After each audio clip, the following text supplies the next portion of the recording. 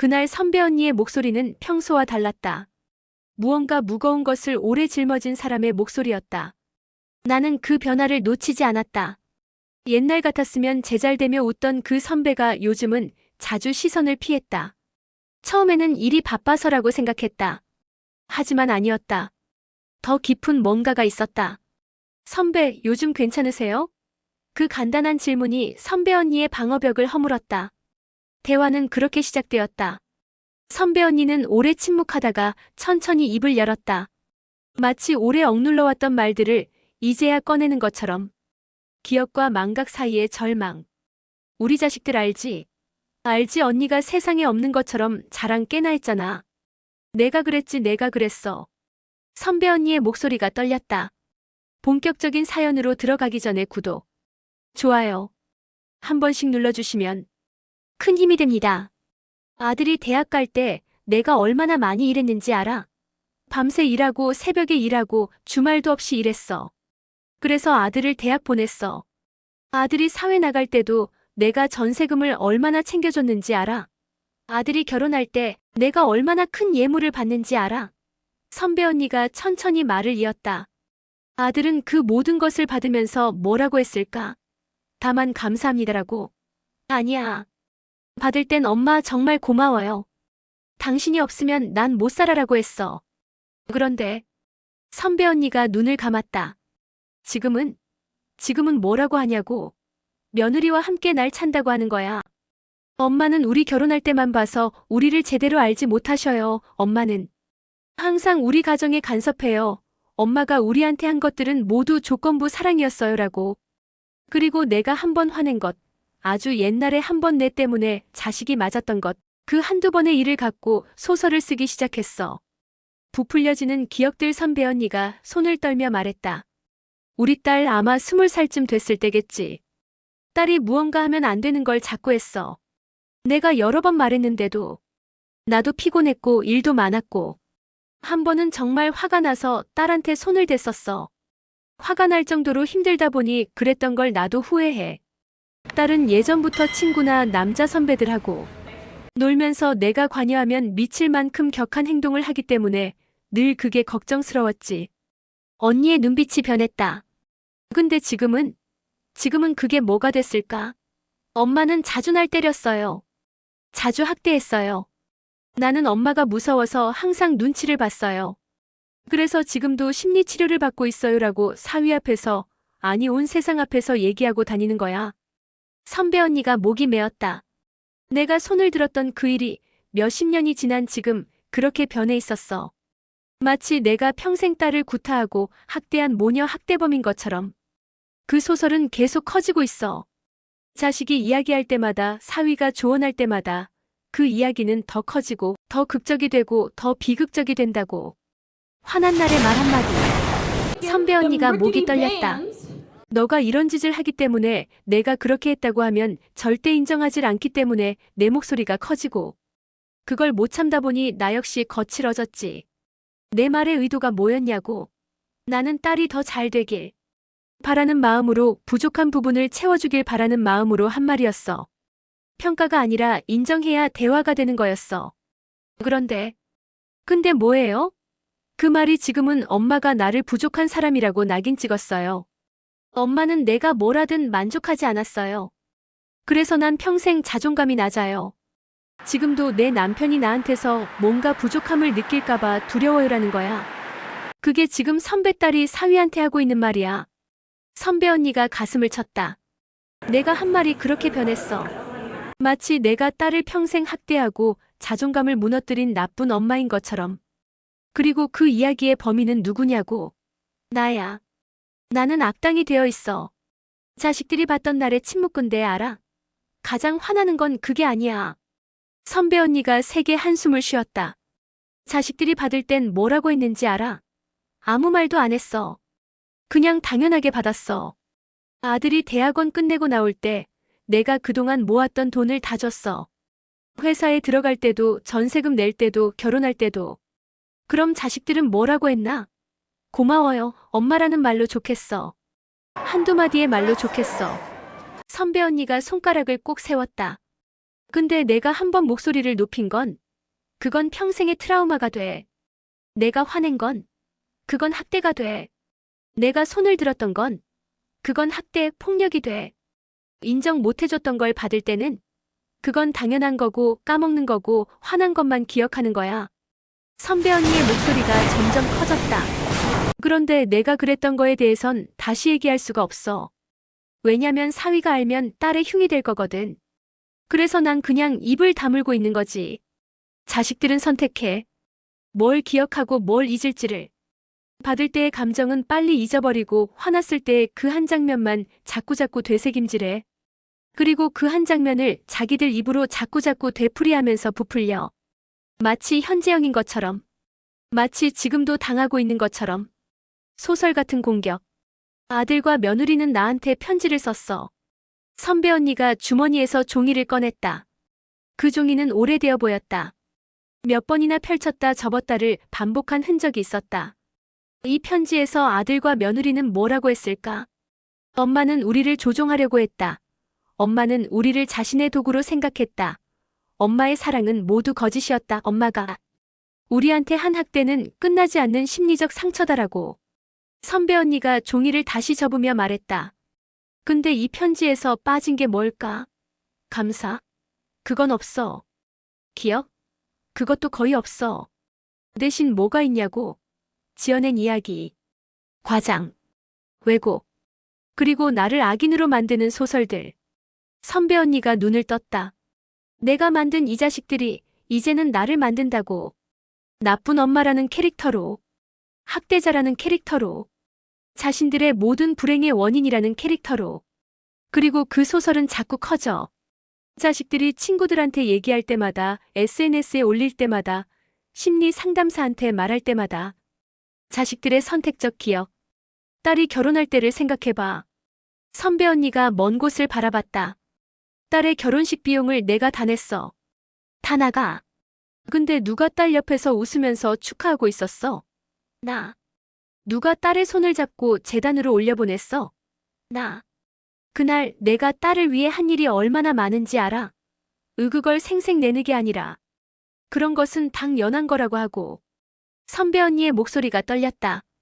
근데 지금 딸이 자기 남편에게 얘기하는 건 엄마는 내 결혼식에서 주인공처럼 행동했어요. 엄마는 내 날을 자기 날처럼 만들려고 했어요.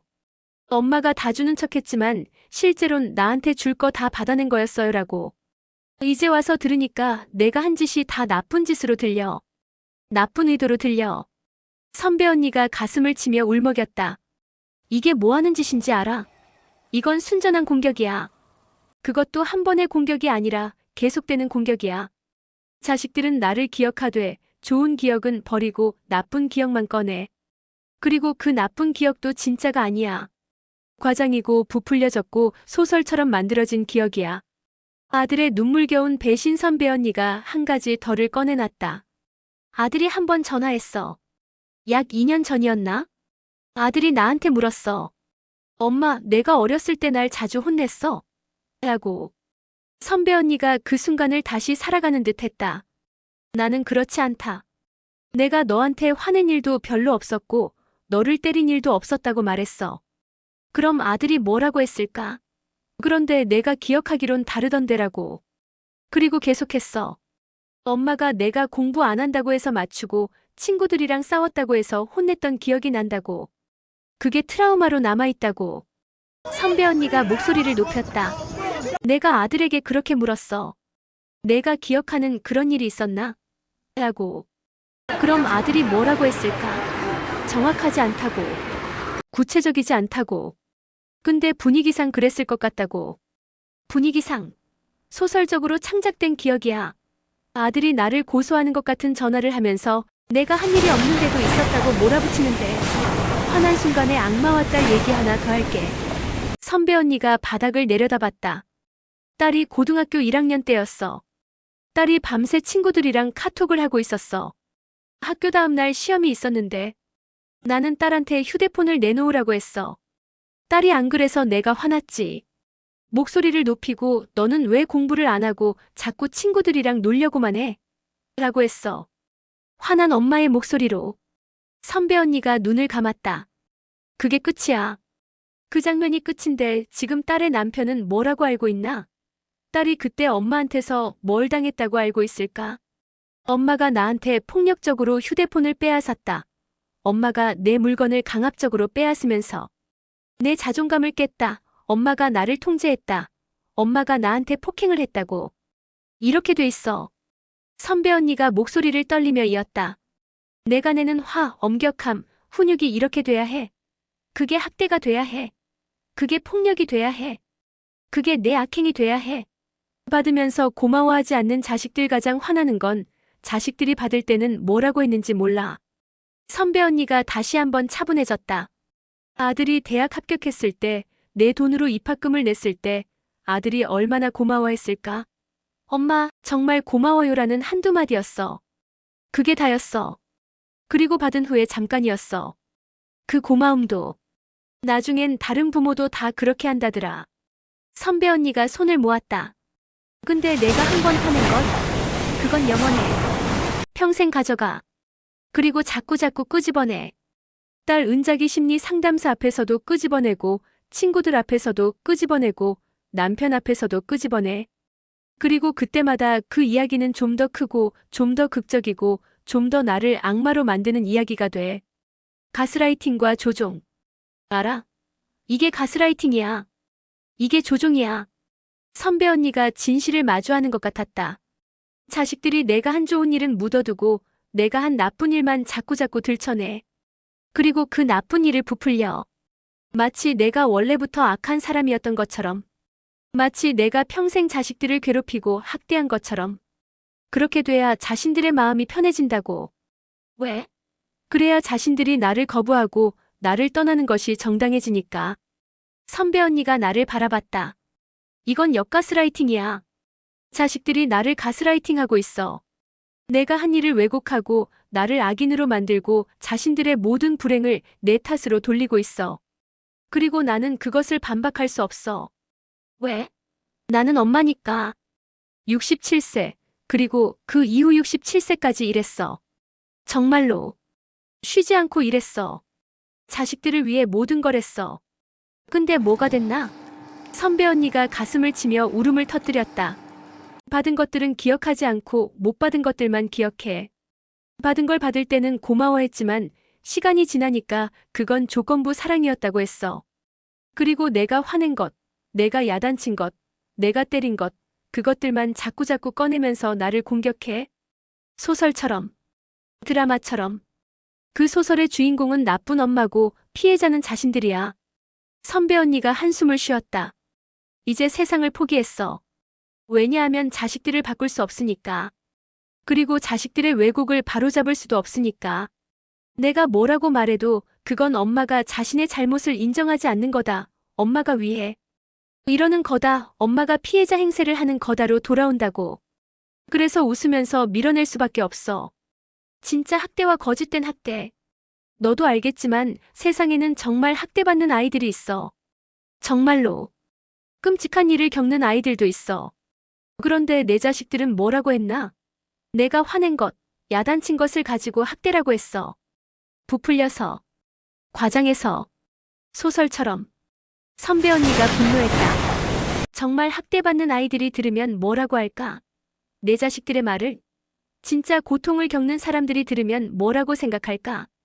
자신들의 진짜 고통이 저런 정도로 취급되는 것을 웃으면서 밀어내기.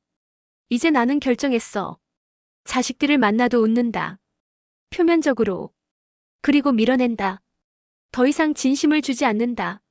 왜냐하면 내 진심은 자신들의 소설에 왜곡되니까. 내가 준 것들은 자신들의 과거에 묻혀버리니까. 내가 화낸 것은 자신들의 미래 트라우마가 되니까. 선배 언니가 담담했다.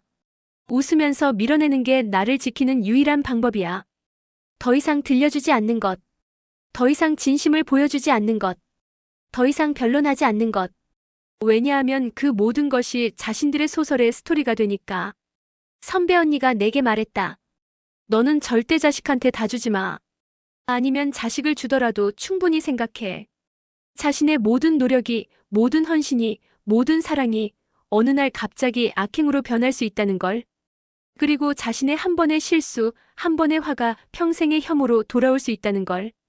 그 준비가 돼 있어야 부모가 되는 거야. 극적인 왜곡의 악순환 딸이 심리 상담사를 만났대. 사위가 권유했어. 상담사가 뭐라고 했을까? 전해준 말로는 엄마의 모습이 전형적인 독성 부모의 모습이다라고. 선배 언니가 비통했다. 내가 그 심리 상담사를 만나서 내 말을 다 했을까? 아니야. 딸이 상담사에게 말한 건 뭐고 내가 말할 건 뭔가가 다를 거야.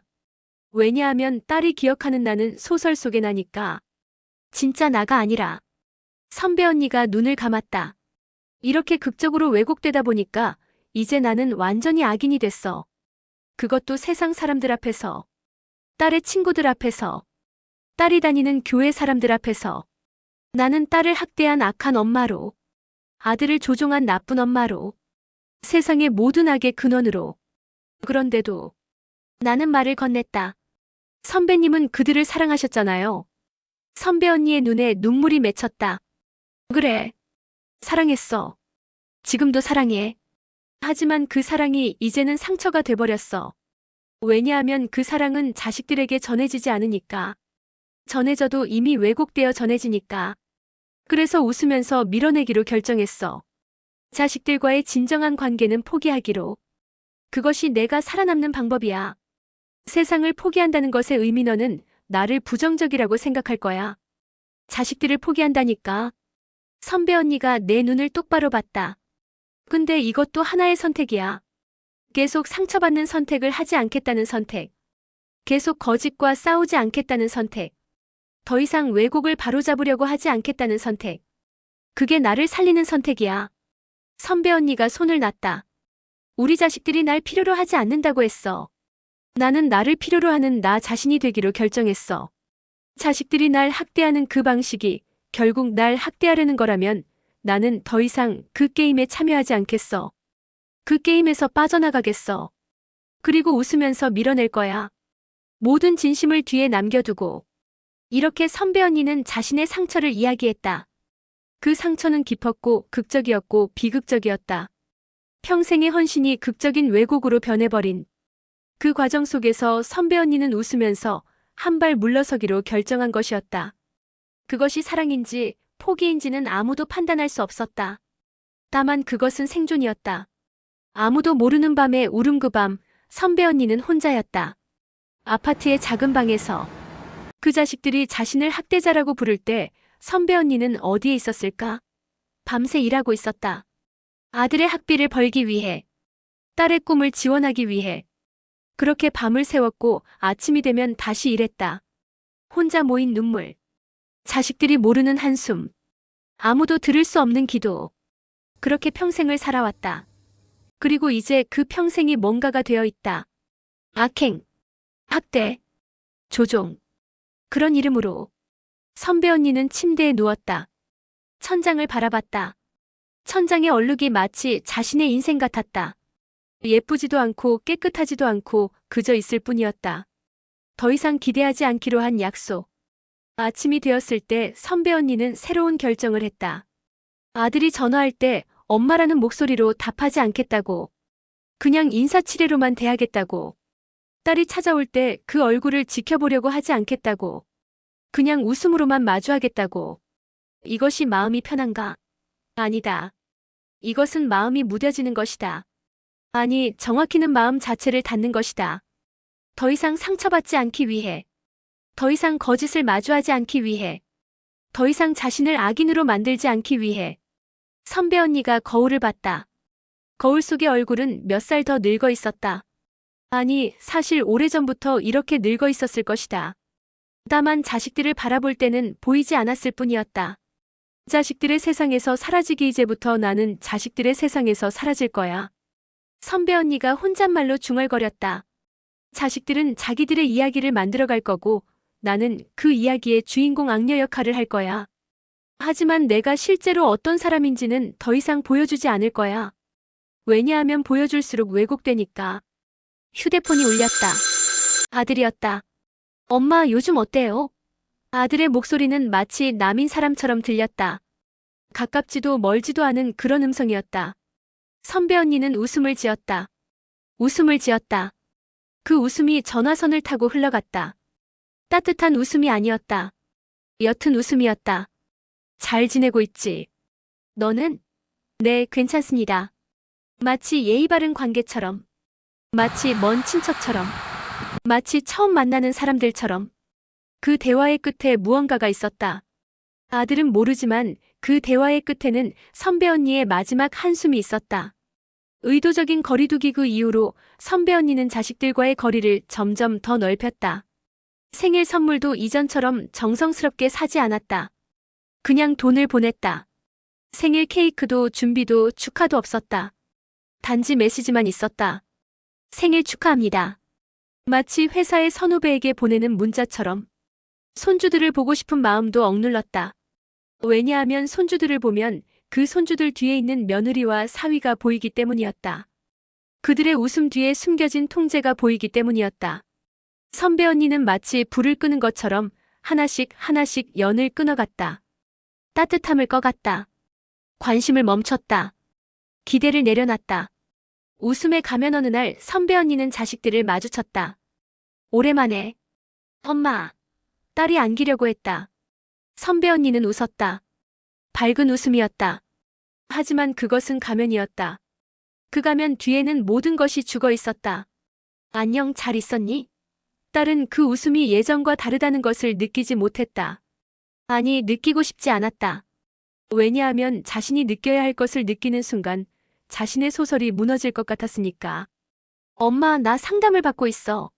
엄마 때문에 받고 있는 거지만 도움이 돼. 딸이 자랑스럽게 말했다. 선배 언니는 웃음을 유지했다. 그 웃음의 뒤에서 마음 한구석이 또 한 번 죽어갔다. 그렇구나. 잘 다니렴. 마치 엄마 때문에 내가 희생한다는 듯이.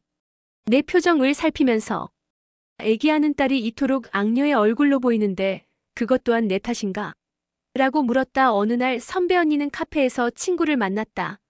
최근에 잘 지내? 좀 안 보이더니. 친구가 물었다. 선배 언니는 미소를 지었다. 그냥 그렇게 지내지. 자식들은 잘 사는 것 같으니까. 자식들이 자주 찾아와? 가끔. 그런데 다들 바쁘지. 선배 언니가 커피를 마셨다. 요즘 자식들 관계 어때? 우리 집 딸이 최근에 자꾸 엄마가 자기를 학대했다고 한대. 나는 그런 기억이 없는데. 혹시 내가 잊은 건가? 친구의 얼굴이 걱정으로 가득했다. 선배 언니는 그 걱정을 보고 자신의 상황이 얼마나 보편적인지를 깨달았다. 이것은 자신만의 이야기가 아니었다. 많은 엄마들이 겪고 있는 일이었다. 자신이 한 일을 기억하지 않는 자식들. 자신이 한 일을 과장하는 자식들. 자신이 한 일을 소설처럼 만드는 자식들. 그럴 수 있지. 자식들이 기억하는 방식과 우리가 기억하는 방식이 다르니까. 선배 언니가 조심스럽게 말했다. 그런데 그것도 하나의 진실이야. 비록 우리가 의도하지 않았지만 자식들이 상처를 받은 거라면 그것도 사실인 거야. 그래서 우리가 할 수 있는 건 그냥 받아들이는 것뿐일 수도 있어. 선배 언니가 자신의 말을 하면서 동시에 자신을 위로하고 있었다. 마지막 손편지 어느 날 밤 선배 언니는 손편지를 썼다. 보낼 수 없는 편지였다. 우리 아들에게 혹시 너는 엄마가 너를 학대했다고 생각하니? 그렇다면 미안해. 엄마가 너를 위하려던 마음이 너에게는 학대로 느껴졌다면 진심으로 미안해. 하지만 알아주길 바래. 엄마가 너를 때린 것도 너를 조종한 것도 아니었다는 걸. 엄마는 늘 너를 바라봤어. 너를 사랑했어. 너를 위해 모든 것을 했어. 혹시 엄마가 가끔 화낸 것이 상처가 됐다면 그건 엄마의 약함이었어. 완벽한 엄마가 되지 못해서 미안해. 하지만 이제부터는 그렇게 미안해하지 않을 거야. 왜냐하면 엄마도 살아야 하니까. 엄마도 누군가에게 학대자라는 낙인이 찍히고 살 수는 없으니까. 그래서 이제부터 엄마는 웃으면서 밀어낼 거야. 그것이 우리 모두를 위한 최선이라고 생각할 때까지. 선배 언니는 그 편지를 접어서 서랍 속에 넣었다. 절대 보내지 않을 편지였다.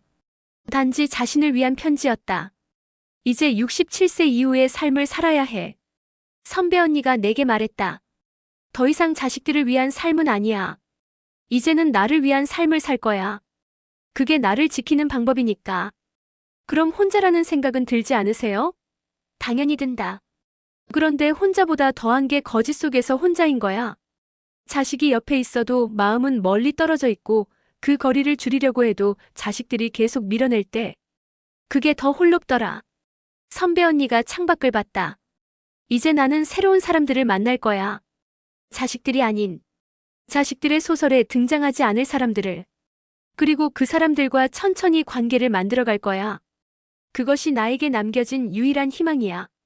누군가 당신을 본다면 혹시 이 이야기를 읽는 누군가가 있다면 당신의 엄마를 한번 생각해 보길 바란다. 당신의 엄마가 혹시 한번 화낸 것을 평생 기억하고 있지는 않은가? 당신의 엄마가 혹시 준 것들은 빨리 잊고 주지 못한 것들만 기억하고 있지는 않은가?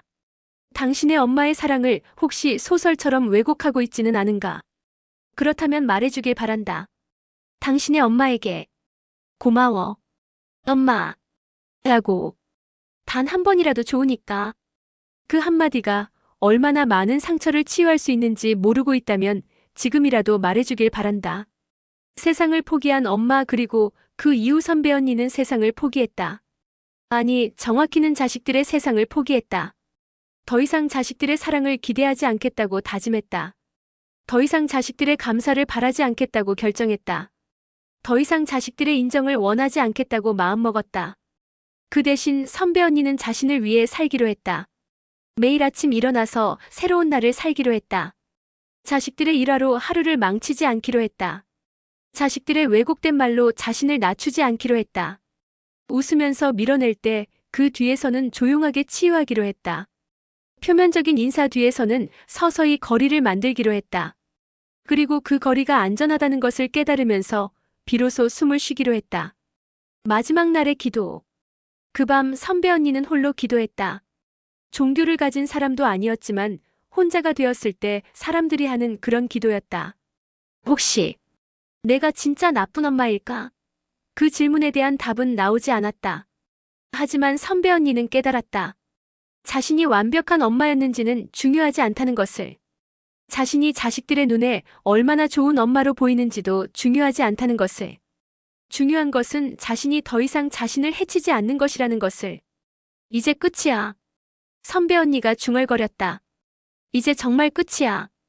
그리고 시작이야. 나 자신을 위한 삶의 시작이야. 그렇게 웃으면서 밀어낸다. 이제 선배 언니는 자식들을 만날 때마다 웃는다. 그 웃음은 따뜻하지 않다. 하지만 상처를 주지도 않는다. 그냥 있을 뿐이다. 그리고 그 뒤에서 선배 언니는 서서히 그리고 확실하게 물러난다. 자식들은 엄마가 멀어졌다고 느낄 수도 있다. 혹은 느끼지 못할 수도 있다. 그것은 중요하지 않다. 중요한 것은 선배 언니가 더 이상 자신을 무너뜨리지 않는다는 것이다. 중요한 것은 선배 언니가 더 이상 자신의 인생을 자식들의 소설에 맡기지 않는다는 것이다. 중요한 것은 선배 언니가 이제 스스로 주인공이 된다는 것이다. 비극의 주인공이 아니라 생존자로서의 주인공으로. 그렇게 선배 언니의 이야기는 끝나지 않는다. 단지 새로운 장이 시작될 뿐이다.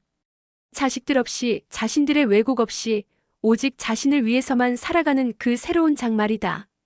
67세. 여전히 살아갈 시간이 남아있다. 그리고 이제 그 시간은 온전히 자신의 것이다. 자식들의 의아해함. 그렇게 몇 달이 지났다. 선배 언니는 달라졌다. 아니, 정확히는 선배 언니 자신이 깨어났다. 더 이상 자식들을 위해 일하지 않으니 일도 줄였다. 그 대신 자신이 하고 싶던 것들을 하기 시작했다. 오래전부터 가고 싶던 카페에 다니기 시작했다. 책도 읽기 시작했다. 친구들과 여행도 가기 시작했다. 무엇보다 표정이 달라졌다. 자식들을 기대하면서 살 때의 그 딱딱한 표정이 없어졌다. 자식들로부터 상처받으면서 떨리던 입술이 없어졌다. 그 자리에는 담담함이 그리고 어쩌면 평온함이 자리 잡았다. 그걸 본 자식들이 의아해하기 시작했다. 엄마가 변했다. 엄마, 요즘 많이 바빠요? 아들이 전화를 걸었다. 아니, 그냥 나를 위해 시간을 쓰고 있어. 왜? 엄마가 요즘 좀 다르신 것 같아서요. 예전처럼 우리 생각을 많이 안 하시는 것 같고. 아들의 목소리에 뭔가 어색한 것이 있었다. 마치 자신의 위치가 달라진 것을 느끼는 듯한 그런 어색함이었다. 그래, 그럴 수도 있지. 나도 더 이상 젊지 않고 내 삶을 살아야 할 나이가 됐어. 선배 언니가 담담하게 말했다. 그 말을 들은 아들은 침묵했다. 마치 자신이 버린 엄마가 이제 정말로 떠나가는 것을 느끼는 듯한 침묵이었다. 딸의 의욕달도 마찬가지였다. 엄마 요즘 자주 바깥에 나가세요? 딸이 물었다. 그 질문에는 분명 뭔가 다른 감정이 숨어 있었다. 그래. 친구들이랑도 만나고 카페도 다니고 나를 위해 사는 시간을 가지고 있어. 왜? 아, 그냥. 엄마가 예전에는 항상 우리를 먼저 챙기셨는데 이제는 우리 얘기를 별로 안 물어보세요. 뭐, 다행이기도 하지만 딸의 목소리가 흐릿해졌다. 다행이라고 생각하는 게 맞아. 이제 엄마는 엄마의 인생을 살 거야. 너는 너의 인생을 살아. 선배 언니가 평온하게 말했다. 그 말을 들은 딸의 표정은 복잡했다. 한편으로는 엄마가 자신을 더 이상 간섭하지 않는 것이 자유로워 보였지만 다른 한편으로는 엄마가 자신을 정말로 포기한 것처럼 느껴졌다. 그리고 그 감정이 자신이 엄마에게 바라던 그 감정과는 완전히 반대였다. 왜 엄마는 잘 사나 시간이 더 지나자 자식들의 의아해함은 더 커졌다. 선배 언니는 정말로 잘 살아가고 있었다. 더 이상 죽으려고 생각하지 않았다. 더 이상 자식들을 보면 절망하지 않았다. 더 이상 밤마다 눈물을 흘리지 않았다. 대신 선배 언니는 웃었다. 진정한 웃음이었다. 자식들에게 보여주기 위한 가면이 아니라 자신을 위한 순수한 웃음이었다. 친구들과 시간을 보낼 때 선배 언니는 전처럼 무겁지 않았다. 오히려 가벼워 보였다. 마치 무엇인가를 놨을 때의 그런 가벼움이었다. 자식들은 그 변화를 목격했다. 엄마 정말 잘 지내시는 것 같으시네요. 며느리까지도 그렇게 말했다. 어쩌면 며느리는 선배 언니가 자신과의 대항을 멈춘 것을 느낀 것인지도 모른다. 더 이상 자신의 조종을 거부하지 않는, 그리고 그렇기에 더 이상 자신을 필요로 하지 않는 시어머니를 발견한 것인지도. 의아해하는 자식들 가장 의아해한 건 아들이었다. 엄마가 저 없이도 잘 살 수 있다는 게 좀 이상한데요. 아들이 어느 날 선배 언니에게 말했다. 왜? 그게 이상하니? 엄마는 항상 우리 때문이라고 했잖아요. 우리를 위해서 산다고, 우리 때문에 힘내고 있다고. 그런데 이제는 우리 없이도 괜찮으신 것처럼 보여요. 아들의 목소리에 분명 상처가 있었다. 그래. 이제는 괜찮아. 너를 위해서만 살 수는 없었어. 그렇게 살다 보니 나까지 무너져 버렸거든. 그래서 이제는 다르게 살기로 했어. 선배 언니가 차분하게 말했다. 그리고 너도 알겠지? 너는 더 이상 엄마를 필요로 하지 않아. 넌 너의 가족이 있고 너의 삶이 있어. 그럼 엄마도 엄마의 삶이 있어야 하는 거야. 그 말을 들었을 때 아들의 얼굴이 뭔가 헷갈려하는 표정으로 변했다. 딸의 혼란 딸도 마찬가지였다. 엄마 저 때문에 피해받으셨나요? 어느 날 딸이 물었다. 뭐라고 생각해? 네. 엄마가 자신의 삶을 포기했다고 느껴졌어요. 그래서 그 죄책감이 저한테 남아있었는데 이제 엄마가 잘 사는 걸 보니까 죄책감은 내려놓아. 엄마가 선택한 거니까. 엄마 삶은 엄마 것이고 너의 삶은 너의 것이야. 우리가 더 이상 얽혀 있을 필요는 없어. 선배 언니가 말했다. 딸은 침묵했다. 그 침묵 속에는 뭔가 이상한 것이 있었다. 마치 자신이 엄마를 원망했던 것이 이제 의미가 없어진 것 같은 그런 느낌이었다. 누가 정상이고 누가 비정상인가 이것이 가장 아이러니한 부분이었다. 선배 언니는 자신을 포기했고 그 결과 잘 살아내고 있었다. 자식들은 선배 언니를 학대자로 낙인 찍으면서 그 결과 괜한 죄책감과 혼란 속에서 살아가고 있었다. 아들과 며느리는 자신들의 관계가 건강하다고 믿었지만 사실 그것은 조종과 피조종의 관계였다. 딸과 사위는 자신들의 관계가 투명하다고 생각했지만 사실 그것은 가스라이팅과 자아 상실의 관계였다. 그런데 선배 언니는 이제 혼자지만 자유로웠다. 역설의 완성 누군가 이것을 보면 이렇게 말할 것이다. 엄마가 자식을 포기했다고? 그게 옳은 건가? 하지만 선배 언니는 자식을 포기하지 않았다. 다만 자식들에게 돌려줄 수 없는 사랑을 자신에게 돌려주었을 뿐이었다. 엄마가 더 이상 자식을 챙기지 않는다고? 무책임한 거 아닌가? 하지만 선배 언니의 책임은 자식들을 키워서 세상에 내보내는 것이었고 그것은 이미 끝났다. 이제 자식들은 자신의 인생의 책임을 가져야 하는 것이었다. 그리고 가장 아이러니한 것은 선배 언니가 웃으면서 밀어낼수록 자식들이 자신들의 거짓을 마주하게 되었다는 것이었다. 엄마가 더 이상 자신들의 말을 듣지 않으니, 자신들의 말이 더 이상 통하지 않으니, 그제야 자식들은 자신들이 조종당하고 있었는지 아니면 자신들이 조종하고 있었는지를 느끼기 시작했다. 선배 언니의 웃음, 그리고 선배 언니는 여전히 웃으면서 밀어낸다. 아들이 전화할 때도, 딸이 찾아올 때도, 손주들을 보고 싶다고 할 때도 그 웃음은 차갑지 않다. 다만 담담할 뿐이다. 그 웃음 뒤에는 더 이상 상처받기를 기대하지 않는 한 사람의 평온함이 있을 뿐이다. 엄마, 우리가 상처를 드렸나요? 어느 날 딸이 물었을 때 선배 언니는 웃었다. 상처. 그래, 받았지. 하지만 이제는 아무 상관이 없어. 내가 살아야 하니까. 그 담담한 말 앞에서 자식들은 말을 잃었다. 왜냐하면 그것이 엄마의 최후의 복수이자 최고의 자유였으니까. 자신들을 학대자라고 부르는 자식들 때문에 죽지 않고 오히려 더 잘 살아내는 것. 그것이야말로 가장 큰 설득력이 되어 자식들을 의아해하게 만들었다. 진짜 학대는 끝났다. 이제 선배 언니의 삶에는 더 이상 자식들의 이야기가 주인공이 아니다. 자식들의 왜곡도, 자식들의 거짓도, 자식들의 공격도 더 이상 선배 언니를 움직이지 않는다. 대신 선배 언니는 움직인다. 자신의 욕망으로, 자신의 꿈으로, 자신의 삶으로. 자식들은 이제 의아해한다. 왜 엄마는 자신들 없이도 잘 사나? 왜 엄마는 자신들의 말을 듣지 않나? 왜 엄마는 더 이상 상처받지 않나? 그 의아해함이야말로 자식들이 느끼게 되는 진짜 손실이었다. 그리고 선배 언니는 그 의아해함을 바라보면서 비로소 깨닫는다. 자신이 진짜 학대를 받고 있었다는 것을.